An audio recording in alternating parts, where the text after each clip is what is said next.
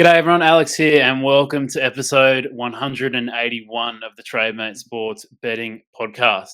Today I'm joined by returning guest, smart sports trader Ryan Bruno. How are you, mate? Hi, buddy. It's good to be back on and good to see you guys putting out content again. It gives me something to listen to while I'm putting my bets on in the morning. So it's nice to see you back. Yeah, I finally pulled the finger out of the arse, mate. I'm back. Back in business. No, it's good, mate. And I've been so out of touch with all the content too, so it's been nice going and looking at your content too. You just once you stop producing content, I kind of just fall by the wayside and don't listen to any content at all. So it's nice to go and look at what you've been doing and catching up with your making a million challenge, which we'll start with straight off the bat, mate. Last time we chatted, I think was I think it was like 3.5 years ago. I was looking back It at was a it. while ago. Yeah, it was a while. So we were going through your Make a Million challenge, and I think you were something around £105,000 profit. What year did you start? So I've been doing it about 7.5 years now. So Yeah, what's that, like 2016, I think? yeah, okay. So yeah, back then you were at 105,000 after, let's just say, 5 years or so, and now you are at. You want to answer that question for me? I'll get the graph up on this for anyone watching on YouTube. I will be able to get Ryan's graph up of his Make a Million challenge. Maybe firstly explain what the challenge is for those who have never heard of you before. Yeah, so when I started betting, I was playing poker before that, and I was, like, looking at poker forums and stuff. They'd always have these like poker goals and challenges where people would like record how they were doing over like a couple of years. So I had the same idea to do it with sports betting because there wasn't. I think there was one guy doing it called Daily 25, an Australian guy, and he's stopped since. So I kind of just wanted to follow on from them, and I just thought it would be a good idea to record like my progress doing sports betting with the aim of trying to make a million in my lifetime. So currently I'm about 90 months into it now, so the graph does need updating, but the profit's pretty much the same. So I'm at 190,052 pounds profit in total. So I think since we spoke, I think I've had 2022, 2023, and 2024. So like a yearly breakdown of them. In 2022, I made £39,845 in the year. That was my best ever year. Then in 2023, I followed that up and made £15,330, which was my lowest ever year. So that was good. And then this year, I'm at £6,347. So again, I'm at my lowest at the moment, but I did take 2 months off this year as well. So there is that to factor in. But overall, it's going all right. I've not done a Jonas and just managed to accomplish it in like a year, but eventually I'll get there. Yeah, no, it's good to see, mate. I mean, like you said, it's been what 7, 8 years now. You're at 190,000. So quick math on that, you're making roughly £25,000 a year, which for most people is an amazing side hustle, part time job. You know what I mean? In some cases, some people could even live off that if you're a student or a younger kind of guy or girl who doesn't have any kids, family to look after. So, like, it's absolutely nothing to be snuffed at. You've done an incredible job to be able to, because you also have your other full time job. So yeah, for you to have this as kind of a side hustle, I literally I cannot fucking stand that expression, but all of that. Like you must be stoked with that. Yeah. I mean, it's made a big difference in my life. Like, like it's not insane money, but it adds up over that period of time. Like that's enabled me to buy a house. So, it has changed my life in that way. And it's given me some additional security for my family and stuff like that. So it's yeah, I'm proud of it. I would obviously have liked to have done more. Like everybody wants to do more, but at the end of the day, yeah, it's been a decent side income or side hustle, as people call it nowadays. Yeah. And have you, I think we talked about it a little bit last time, but have you experimented with like upping your stakes over the years? Like I assume you have over the years, but like let's just say in the last, 3 or 4 years, have you tried to up your stakes a little bit more? So not massively, and that was due to last year in 2023. I got my bankroll to a good amount to about six figures, and I had the choice to either like really go all in with sports betting and start, betting large amounts, or buy a house. And being in my kind of mid 30s with two kids, I chose the safer option, and I was like, I'm just going to put the money down on the house, and I basically started again from about a 2K bankroll last year. So I can talk about that a little bit more like later on, but obviously that meant that I was then staking lower amounts, but kind of in my naivety, I thought I'd just be able to roll it up really quickly. But sports betting doesn't always work that way. But like I say, I'll talk about that a little bit more later. Yeah. All right. Well, let's talk about it, because I mean, you mentioned the last 2 years have been your lowest profiting years, Hmm. um, in the 7-8 year span of the challenge. So is that, would you say it's mostly because of lowering your bankroll, or also just maybe a bit of variance, or um, you're not very good at sports betting anymore? What do you think, mate? Maybe. So I think it's probably a combination of a few different factors. So, like you say, having a lower bankroll means you can't kind of spread it around as much. And I was doing previously do like pre-match trading as well, which is basically backing a selection with the intention to lay it when the odds move in. So I used to do that, but it requires quite a lot of capital, or at least more capital than I had going back down to a 2K bankroll. So I was just really trying to like roll over a lot of value bets, and then I started last year. I had In 2023, I had a couple of bookmaker accounts left, and I just hammered them early on, got rid of them, and moved exclusively to the betting exchanges. And as a lot of people know, the betting exchanges are a little bit harder to beat. You've got to figure out different strategies, and generally they're going to be lower like ROI as well. So I think that's a factor, and then just probably variance as well. Just like in 2022 when things went really well. Actually, 2022 is when I used up all my soft bookmakers. So I've been doing the betting exchange for about 2 years. But yeah, when things went really well, I was obviously just running like really hot then. Because I remember just like some weekends, I'd just smash it every single weekend. I seemed to be winning like a couple of grand, and I was like, this is insane. I've completely figured it out. And I think in 1 month I made like 10K. And I was like, wow, like I've really figured something out here. And then I basically used the same strategies in 2023 and 2024, but the results haven't been as good. But like, variance plays a massive part in sports betting, and sometimes we just kind of underestimate it and put it more down to our own skill sets, but you can't like overlook that sometimes. Yeah. How come you decided to go all the way down to 2,000 pounds? I understand you wanted to put a lump sum down for a Mm. house, but did you think about, maybe starting with 10K instead of 2K? Like, that's like 10. The difference between 2K and 10K is Mm. humongous. It's not like, it doesn't sound like much. I know it's only it's £8,000 compared to how much you would have put down on the house, but for sports Yeah. betting, that's a huge, like, that'll take you a while to go from 2K to 10K. It takes a lot of work.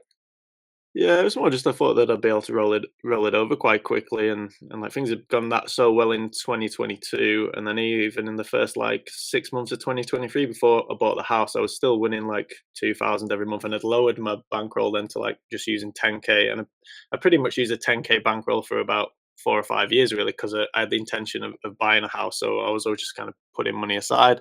Yeah. But it was probably just kind of maybe some naivety and arrogance on myself to think like, oh, I know how to do this now. Like I would have had to borrow some money to increase my bankroll, because literally I put just the majority of my money into the house, and then I was just like, I'll just obviously I work as well as betting, and I was just like, I'll figure a way to increase it just as time goes on. And my expectancy was that I'd have another good year in 2023 and make 20 grand plus, and then probably do that this year as well, and then I would have like a much bigger bankroll. But it's just not gone that way due to kind of maybe variance and lower my volume a little bit at times. Yeah. Mentally, has it been tough? Like, it must. I've had instances where my bankroll has, you know, been X amount, and I've been like, great, I can up my stakes now, and then I'll go through a losing stretch, and then I'll have to lower my stake. You're thinking when you get to those big bankroll amounts and your stakes go up, you're like, wow, if I just have like a couple of good months here, I could be set for life and be able to do this for a long time, because my stakes are going to be so much bigger.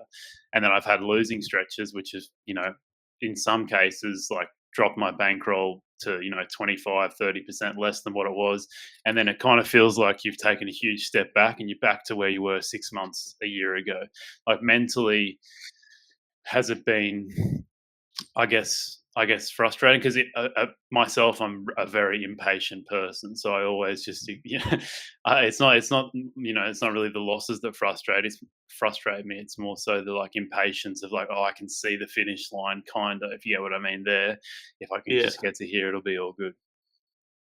Yeah, yeah, definitely. Like that's why I took a break this year actually, because this year started off pretty well, similar to 2023, where it started well, and then I had like 2 months where I lost, I don't know, maybe like probably like 3.5 grand, something like that. So not a huge amount, but it was just like it was just sustained periods of losses. So I don't even mind losing like in a day. If I lose, like I've had days where I've lost like over a grand, and that's probably about the maximum I ever lose. And I can kind of take that. It's when it's sustained losses and it's like week after week after week, and you're putting good bets in and you're beating the closing line, and then you're still losing, and you're like, for fuck's sake, can like my luck just turn around? That gets really annoying. But then on the flip side, if I kind of like remove myself from that, well, I'm like, maybe in 2022 I ran really well, and we never kind of complain about running too well. So this is just kind of like the balancing out of the variance, I suppose. So yeah, and step back from losing runs, think about how does it really affect your life? Like, is my relationship with my kids, my wife still good? Nothing's changed there. No. Do we still have a Yeah, house? Yeah, still got food to eat. It's just like sometimes, like if your whole identity is a sports bettor, um, then the ups and the downs can really crush you. But you've got to have a bit, I suppose, a bit more about you than just being a sports bettor. There's a lot more in life than just winning and losing money betting on sports. So at the end yeah. of the day, you've just kind of got to remove yourself from it a little bit sometimes. No, well said, mate. Well said. And I think also when you go through like a week or two of losses, you just automatically think, or at least I, just being a sports bettor, that large sample size is everything. So you think, well, I've had 2 weeks of bad luck now. It's going to turn around in the next month or something. I'm going to go on this like massive upswing to make up for everything I've lost. But like the sports betting gods don't know that you just lost, X amount of bets in a row. You've been losing the last couple of months or whatever. Like it's just every e- every bet has its own life, its story. It doesn't look back at the last bet and say, "Oh, he lost that one, so we'll give him this one," kind of thing. And over time, he'll win. But yeah, like it can. The variance swings can be pretty crazy, mate. But you make a good point about making sure that other parts of your life are going well, and it can make it.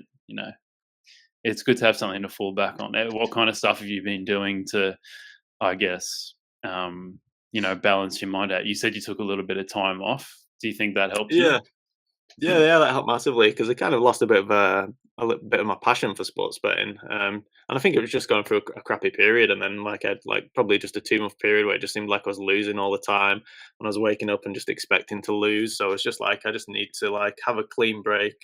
I was still betting a little bit. I just wasn't spending as much time on it really, and it was over the summer when there wasn't as much going on after like international football had finished. So I just got out and did stuff that I do like a good kind of thought experiment is like, what would I do if I had £1 million and I could just retire right now? And for me, it would be like get out, do more walking, hiking, running, just take care of my health a bit better, get back into my sports and stuff. And I was like, well, why am I not doing that now? I can easily do that. That doesn't require £1 million to do. So, Yeah, yeah, in that 2 months, I was just doing a lot of hiking and like running and just kind of taking care of myself a bit better. And I'm still doing more of that stuff as well. Really, it's like I'll kind of limit the amount of time that I spend on my computer now and try and get out every day and do something. yeah. I was wondering too. Do you obviously a full time job? I assume you're still doing your same full time job in disability care. Yeah, I am. Yeah. Yeah. Do you tell your this is like way off, so if you don't want to answer it, it's okay. But have you ever, because your kids That's are a bit fine. older, have you ever told them like that you sports bet, and like what was that conversation like if you have told them? Yeah, yeah, my kids know that I bet. They don't Yeah. they're not bothered at all. They don't really ask questions about it or stuff. Like sometimes they would, and like my wife used to, but she doesn't at all anymore actually, because she would like ask me how much I won today, how much I lost today, and I'd just not tell her because sometimes I knew if I told her the amounts that I was winning or losing, it would kind of affect her mindset. So, so I was Yeah. just like, I'll just keep it to myself, and I'll just say like, right, I've had a good month, or like I've had a bad month, like, we can afford to go on holiday this year. Like maybe this year, like, we don't go back to Thailand or whatever where it's really expensive. Like, just kind of give a little hints, but I never discuss it because there's just no reason to really. It's yeah, it's something I just kind of like keep to myself, I suppose. Yeah, I've always wondered what like a kid's reaction would be to like telling them that you're a sports bettor because like their minds are like completely empty. There's no like stigma attached in their mind to to sports Yeah, that's a betting good compared point. to Yeah, telling like an older person. So I've always wondered like if kids get exposed to the stigma that gambling's not it's like a shady thing to be a part of if your kids are like concerned that yeah. you're sports betting or anything like that. I think it probably have the opposite effect actually, because like a lot of kids will probably end up gambling and not really know how to do it properly. But like if they want to play like casino games or whatever, obviously I can explain to them why that's just a really bad idea. But if they, if they do want to actually learn how to like make a little bit of money, I could kind of push them in the right direction. So hopefully, like if they do get any interest in gambling, I'll be able to kind of speak to them and help them out a little bit. But at the moment, that yeah, they're not bothered. Kids are kids. They just kind of crack on with what they're into. So my son just plays Fortnite all the time at the moment. He wants to be like a Fortnite pro gamer. My daughter's just doing gymnastics and doing that all around the house. So yeah, it's quite nice, really. They've got their own hobbies to kind of keep themselves busy. They don't need to be too interested in mine, really. Yeah, I don't think you'll be able to help her out with the gymnastics too much, mate. Sadly. Oh, you never know, mate. You never know. I'm quite, got some cartwheels in me and stuff.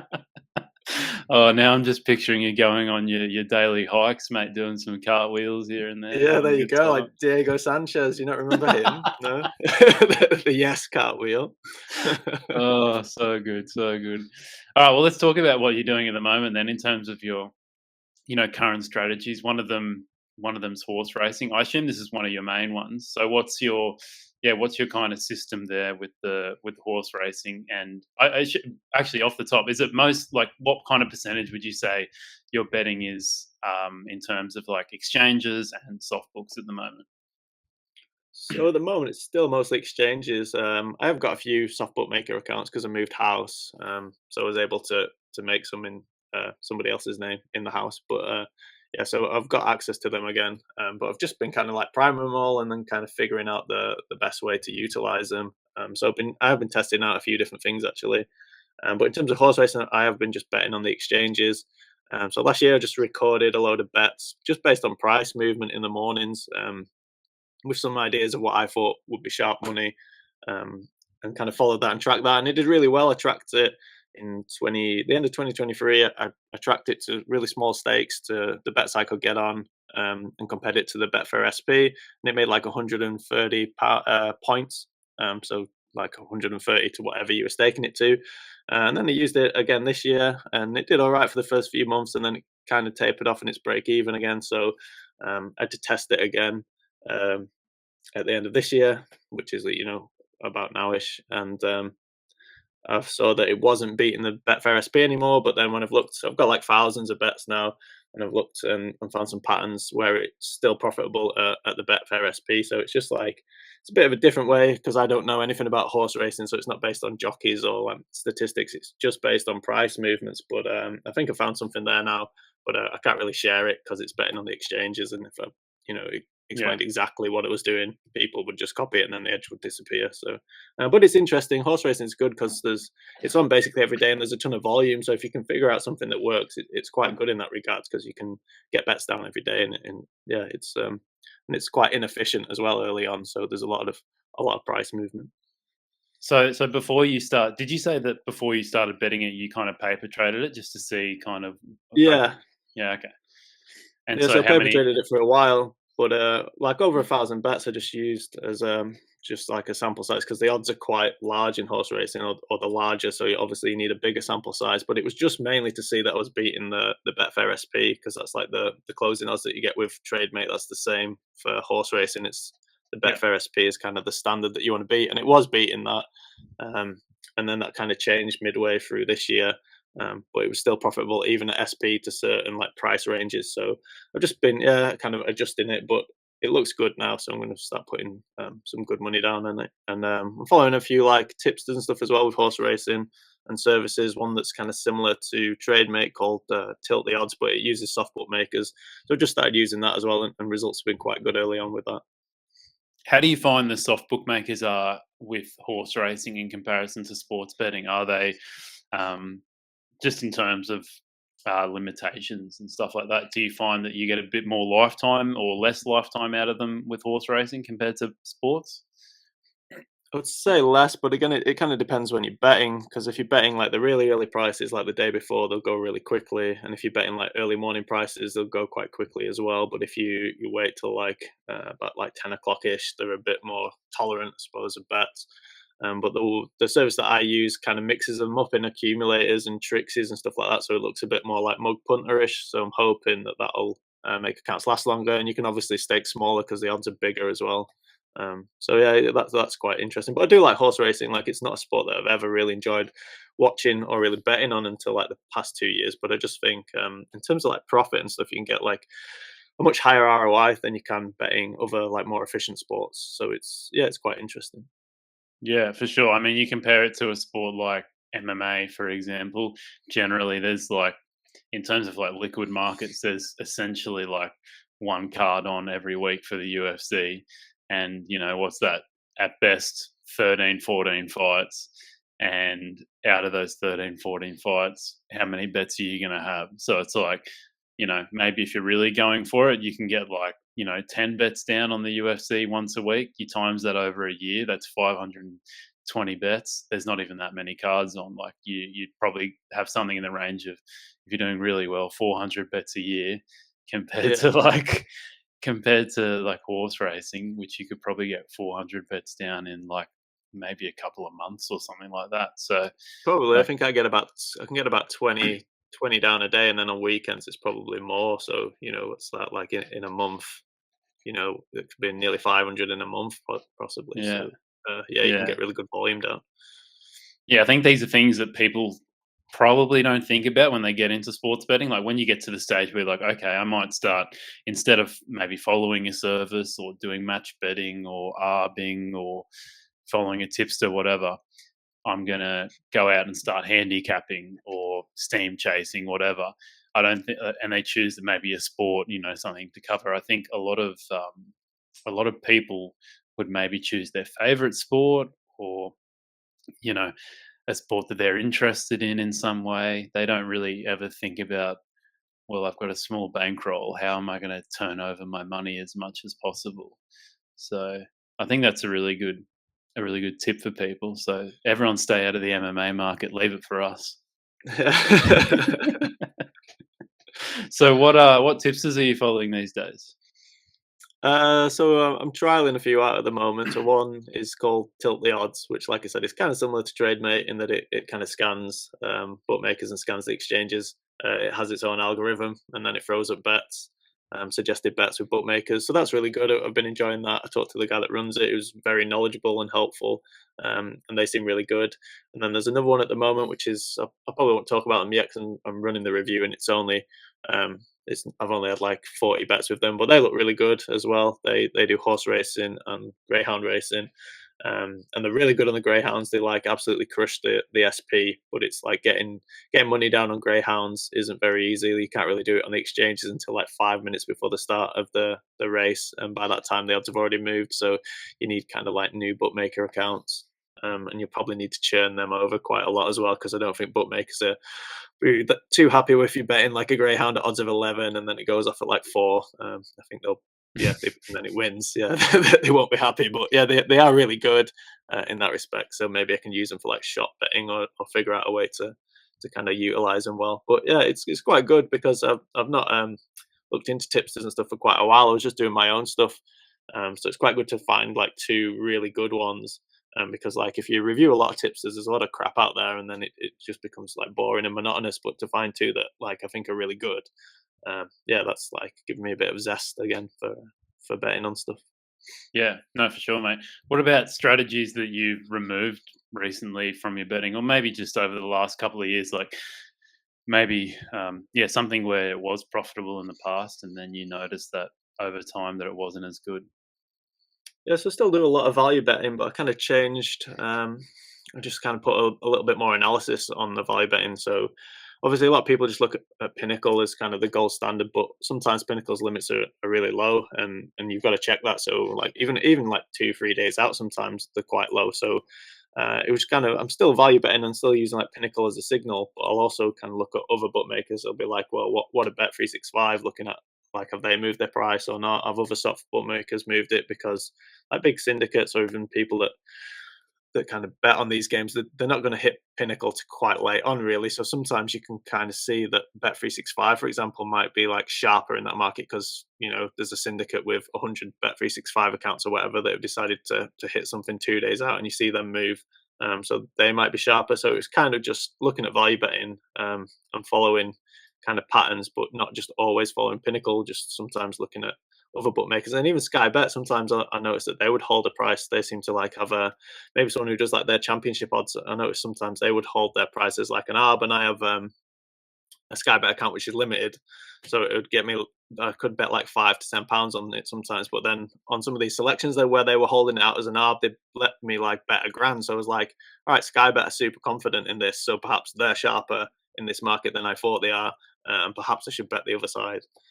So yeah, it was just like you just got to evolve and you just got to learn a little bit sometimes. So it was just not just doing the same thing over and over, and especially when your results go down, obviously, then that's when you start to question things and look at where you can improve. So last year I did quite a lot of that. Yeah, super interesting. So I guess you're kind of just taking more of a market-based approach to a lot of the bets you're doing, and just, I mean, that's what guys like have had on in the past. Like Haru got started that way.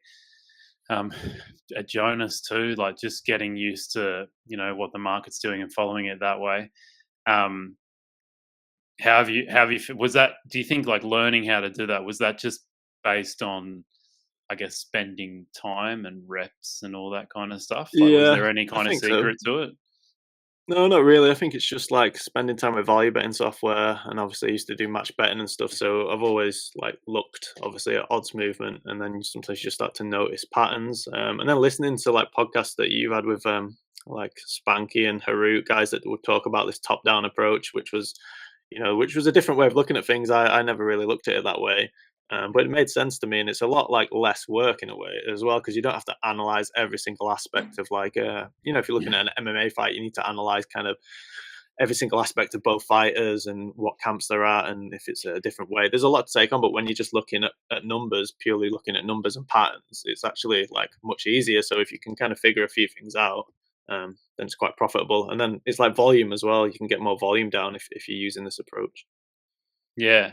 I think the hard thing about it is there's no real like game, I don't know, like step by step process as to how to like get good at a market based approach. It's kind of just like you said, time spent, look at the odds over and over and over, and maybe one day you'll find some kind of pattern. Whereas like if you are just an originator like MMA or something like that, like it kind of is a step by step process of how to go about it. Like, you know, watch their tape, their recent results. Are they good at this? Are they bad at that? Who are they fighting? And you know what I mean? Whereas like market base is kind of like a little bit I don't know, I guess it's just open to interpretation. Like you can kind of it's just kind of like, yeah, I do this. I can't tell you exactly how to go about it, other than like just look at a screen for a long time and maybe you'll notice something. Yeah. Yeah, I mean that's kind of one of the good things about Trademate now with the game center. Like you can track your bet, so you can kind of, if you have ideas about what you think might be profitable, you can track it because you can track the closing line. So that's like why Trademate's really useful in that respect. You can test some of your theories out. Yeah, for sure. And I was watching your recent video that you did, like a review of Trademate. I'll get your graph up to show you your Trademate results, because I think, yeah, it's just it's amazing to look at some people's graphs that have used Trademate over the years, and your graph is just unbelievable in the sense of like after 3,000 trades you were losing, which most people would find unbelievably frustrating, or like hard to fathom that that's possible to have like a profitable strategy long term and to still be losing after 300 bets. But for those watching on YouTube, you can see that eventually after roughly 6,000 trades, um, yeah, you eventually hit a good stretch, and now you're actually like at your profit peak after 6,000 trades. Yeah, it's really close to the like, you don't have the closing EV on there, but it was really close to that as well, yeah, so that was quite interesting how it matched up. But that was that's over a couple of years, so initially I had kind of soft bookmaker accounts, and then I started trying to look at different ways to use it on the exchanges, which is like a lower ROI, but you could still get some volume down. But yeah, it's like it's just one of them where it can be a bit of a grind, but obviously if you keep going and you're able to do it, utilizing some of the exchanges, then you're able just to keep getting bets down and you don't have to worry about limitations. So yeah, yeah, you just kind of keep going, and then you'll end up in profit eventually, hopefully. Can you talk through? Can you talk through how you've been using Trademate for the exchanges? It's one of the most common questions that I get day in day out, because most people lose their soft bookmaker accounts. Mm. You know, within a year, I would say, of using Trademate or whatever they're doing value betting wise. So yeah, how exactly? Share as much as you want. Have you been using the Yeah. exchanges with Trademate?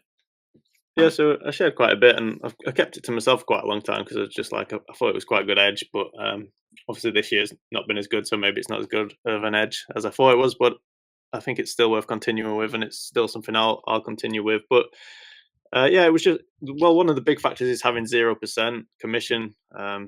Because if you have 2% commission, then basically the edges just aren't big enough for it to be worth your time. But if you can get 0% commission with like Smarkets and Matchbook, BetDAX sometimes do it. There's a new exchange called BetDAX coming out. I think sometimes they have 0% like account like days and weeks and stuff as well. So yeah, if you have 0%, then you can just put yourself in good position. So if there's a say Bet365 are offering 3.6 and it's like a 6% edge, and you look on the exchanges and there's a gap in the market, so someone's trying to get 3.7 and then the back is like 3.5. Well, you can place yourself at 3.55, and that's going to be like a 4% edge, and it's likely that arbitrage bettors are going to see that and then bet with Bet365 and then take your lay bet. So it was just kind of using the market as a whole, like I say, like my betting approach, even though it's not gone great this year, is to like look at the different dynamics of the market, I suppose, and then just look at where I can get value within that.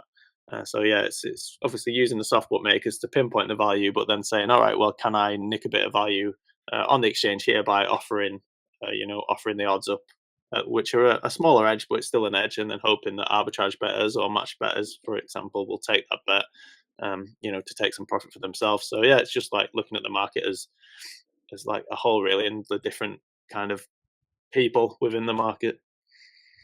Yeah, no, it's good to hear. Like, I had a guy called Jake Humphreys on the podcast about a month ago, and he said a kind of similar thing, that he wasn't really using Trademate for the actual bets that were coming through, but more so for tracking purposes and being able to look at the market. So it's good to hear that people are noticing that it's like, a really powerful tool, and that it's not, it can be used for much more than just finding you value bets and stuff like that. So yeah, no, it's good that you've noticed that. And yeah, I think overall, looking at your graph, which I was showing before, it's an amazing it's an amazing thing to show people that, like, I guess just being I think most people who start using Trademate or start sports betting are like so unaware of variance and how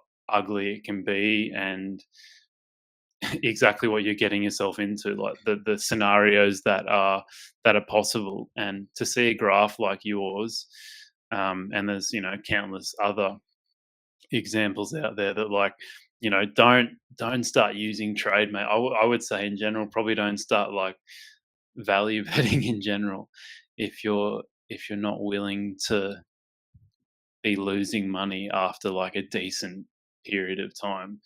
And what you said too about making a decision after all these years of having success with betting, like, do I start from scratch again, or do I go put some more weight into sports betting, or do I start from scratch again and put some money down on a house? Like, do you think in retrospect you're like happy with that decision?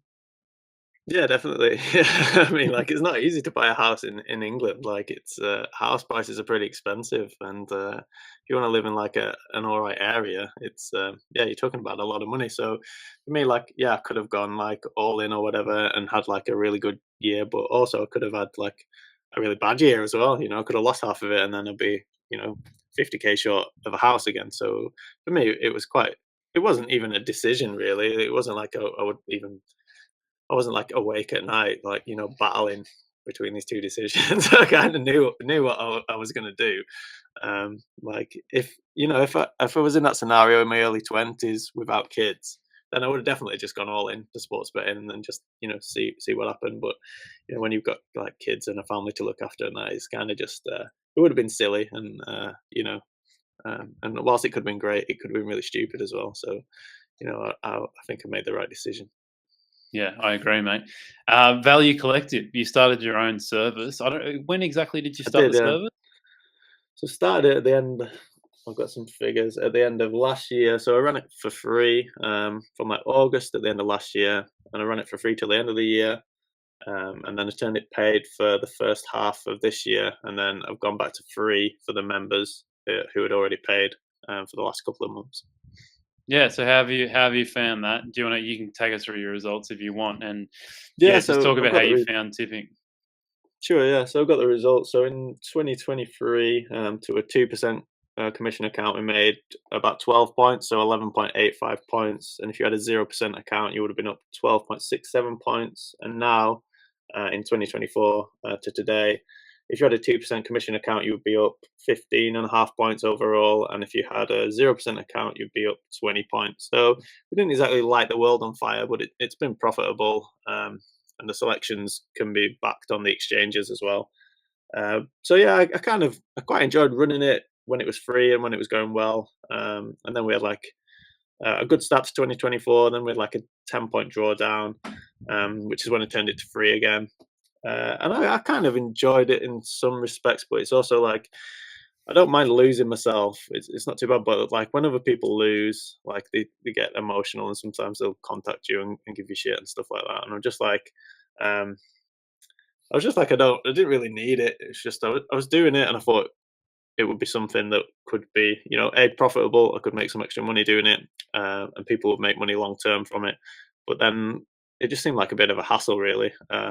So yeah, but it's free at the moment for the people that have paid initially, and I'll run it for free until we get to like 30 points or whatever. But I'll never change it back to paid just because there's just other stuff in my life that I can do which makes money, which is easier. So obviously I've got the betting stuff at work as well.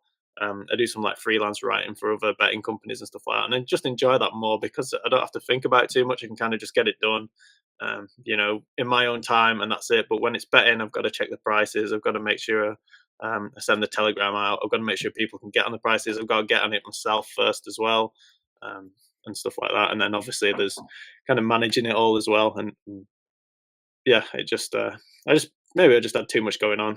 But Yeah. Did it add like more, I guess, pressure, or like did it affect your emotions a bit more in terms of going through downswings? yeah, I think so. And like losing bets and stuff. Like I say, like my own betting, I'm quite good with losing. Even like when I've had like 6 month kind of break even periods, I'm not too bad. Like it does annoy me slightly, but if people are paying for it, um, and it goes through like a 6 month losing or break even period, I start to feel guilty. Even though like the service itself was like 12.99, so it wasn't like I was asking people for like 50 quid, but still, I just kind of, I don't know, I just like feel bad when people are kind of not doing. Maybe they would expect more from the service and stuff like that. So and then it's just a lot of admin as well, like adding members and removing members, keeping on top of it Yeah. all. So yeah, but yeah, I'll continue to run it for free and just try and run it up and make people some money. I think Nigel Seeley told me a great thing a couple of years ago when I tipped for a couple of months on the UFC, and he said something along the lines of like, you're just so much better off.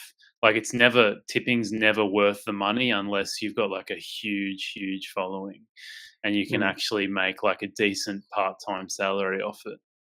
Because if you just, if you start off and you've only got I don't know how many subscribers you had, but when I started, I probably only had 20 to 30 subscribers, Yeah, and similar. yeah, and it's really not worth your time or emotions. Like he said, the best thing you can do is just make everything free for years and years and years, and build up a following of, you know, how I don't know how many, followers and stuff he would have had on Twitter at the time, but he didn't start really charging people until he had, over like 10, 15,000 followers on Twitter. And then he said it was, at that point it was worth it. But if you're, it's not really worth, because I think people think, okay, I've got 2,000 followers on Twitter.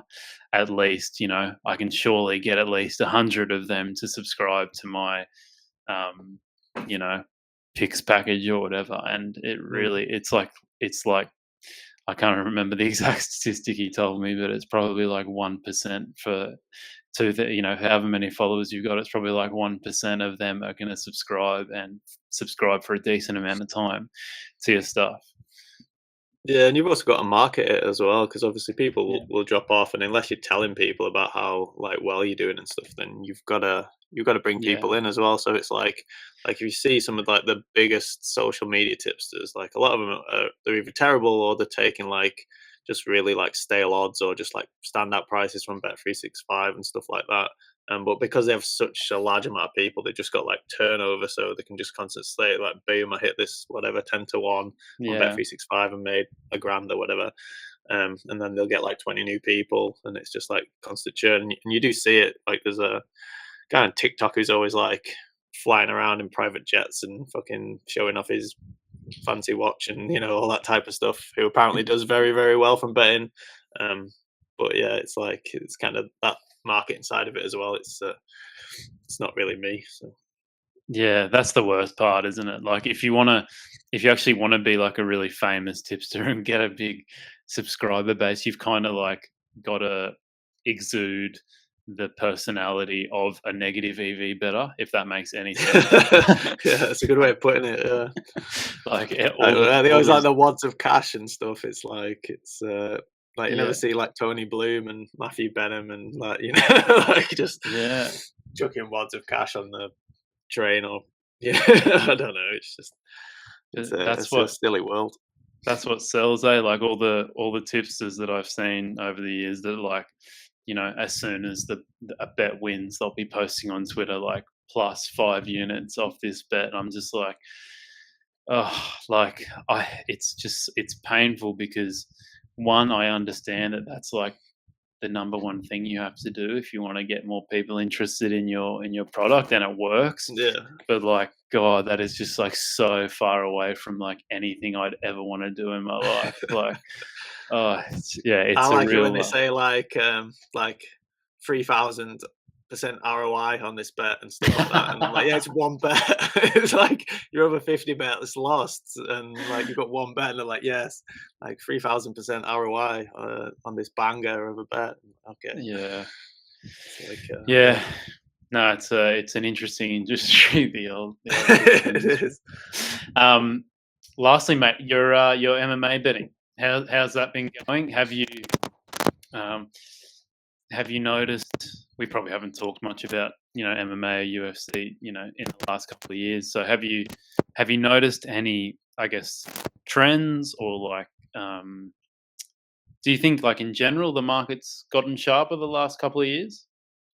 Yeah, I think it has. I think with like America opening up, it's definitely got sharper than it used to be. Um, Mm, like my main tactics for MMA have always kind of been to like fade the narrative and fade the hype. But this year, it seems like favorites have done very well, and a lot of the hype has been justified. So like obviously like Tapuri has done really well. He was quite highly hyped in his last fight. So I had Holloway by decision, which looked like a great bet for about 2 rounds until Tapiria cracked him. And then there's been a lot of other times where I've kind of took underdogs and they've looked probably better than their odds suggest they should look, but they're still going to lose. So I still think that's a good way of betting on MMA is to kind of look at the hype and look at the recency bias because that's always a big thing I think in boxing as well. Um, but yeah, the markets are definitely a little bit sharper, and I've noticed prices just tend to move earlier as well. So like the American like Bet Online and stuff will open their odds, and everything kind of gets corrected quite early on now. And then by the time it's hit the UK, there's normally a few. And then on the exchanges late on, I think that underdogs sometimes are a little bit inflated on the exchanges. So that's when I look to bet now, is a bit later on. And like this weekend, I had Luana Pinero. I think she got out to like 4.7 or something like that. But that was another case where she looked pretty good for 2 rounds, probably like looked better than the price indicated, and then just kind of fell apart in that last round. So yeah, I mean, what about you? Because you've been betting it quite a while now. Um, Yeah, I think yeah, the money line markets. I think everything's gotten sharper. I think the thing that struck me the most is the prop markets have gotten a lot sharper. Like the last, I would say, year or so. Um, yeah, it's just hard. It's a lot harder now to find those like massive outlier bets where you're like, you know, and and like you said, when it comes to fading like prospects and stuff like that, you've got to be so picky nowadays because yeah, like you said, Tapuri is a good example, but there's so many guys, even like someone like Drickus Duplessis, like just hmm. tape wise, like every time I watch him, I'm like, how is this guy going to win this fight? How is he favored in this scenario? And then like you seriously don't know how he wins every time. Like there's a few fighters like that I've just done my absolute done my absolute bankroll over because I look at them every fight and I'm like, surely this is the time. And then you get annoying, like I would say, the Strickland fight with Duplessis and another annoying one because I thought finally I faded him for the win here, and I mean it was a very close decision, but yeah, I think like you said, it's it's gotten a lot sharper now in general. How are you? One of the things I kind of struggle with a bit myself is like when I'm evaluating my UFC bets because it's not really like other sports like you know I guess maybe it's a bad example, but like if you're comparing it to the English Premier League, um, all the market there is mostly driven by models and from the big syndicates and stuff like that. Whereas UFC is probably a lot harder to model. Do you, when you look at your bets, are you judging them off like what you saw at the end? Like, for example, like you mentioned, someone like Pinheiro on the weekend. Um, if you had to price that up again, would you, like, let's just say you price it up again and you'd say, all right, I make a 30%, which would mean your bet was a great bet. Are you doing it that way, or are you looking at it just from like a pure market perspective of I placed a bet on X fighter at 2.0 and it closed at 1.8, making it a good bet? Yeah, so more I look at it more from what happens in the actual fight. Although that can be difficult because like a fight can end in 30 seconds, and then it's like Then what do you you really can't make? really, yeah, you can't do it at all, can you? Yeah, so if I took an early bet, I'd probably look more at how the market's moving. But like a lot of the times now, I'm kind of waiting and looking at prices where I think they're like a little bit inflated because of hype, or just because money's just been going one way, and I'm like, oh, it's gone one way for like the whole existence of it starting on Bet Online and opening, and it's just gone all the way to like from 2 to I don't know 1.52 or something like that. I'm like, and I think the other side is value. Then I'll just take it, and then yeah, I'd kind of like to see how it plays out more in the fight because I just don't think like the psychology of the market doesn't change, even though it might be a little bit sharper. But at the end of the day, the UFC are always going to have a narrative. There's going to be a guy that's overhyped, like even Topuria now after knocking out Holloway and Volkanovski. In his next fight, is Topuria going to be value, or you would fading him be value? And I would say probably whoever he fights, regardless, like fading him is probably going to be value because that's just kind of how market psychology works with, especially with him fighting. So for me, yeah, I tend to lean more towards looking at what actually happened in the fight like on the basis of is my bet good or not, or was it good or not? Yeah, no, for sure, mate. All right, well, yeah, I think that's a good good overview of what you've been up to, mate. Where can people find you, and yeah, maybe any little projects you've got going on at the moment that you want to promote? Yeah, so on YouTube, just got Smart Sports Trader. I've got my own channel where I just cover kind of not always as active on it, but I cover what I'm using and do reviews of stuff. I'll probably do one of them like tilt the odds soon once I've got enough data on that. And then I've got my website smartsportstrader.com as well, which is similar, and that's where I put updates to the Making a Million challenge.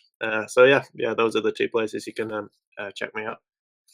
Awesome, mate. It's been good catching up, and I think it's just you're a great person to talk to, because I think a lot of the things that you do are things that a lot of people listening can do themselves, and uh, people can kind of follow along with your journey. Like, it's not like you've got some like $1 million bankroll that people No, can't really unfortunately not. relate.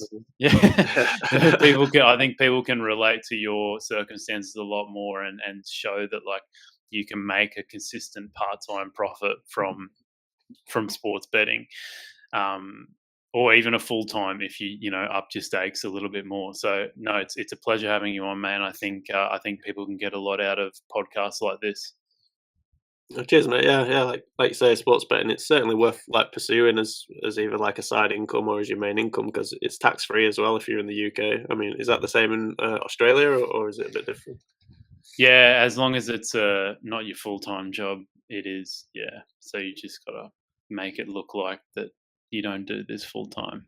But I do pay taxes because this Yeah, this is my full time gig. So, but yeah, I guess like initially when it's like your stakes aren't as big and you're not making as much money, you can. It's kind of just a hobby, isn't it? Like, so yeah. it is. Yeah, it is tax free up until a certain point. So yeah, similar. But yeah, thanks for coming on, mate, and thanks everyone for No listening. If problem.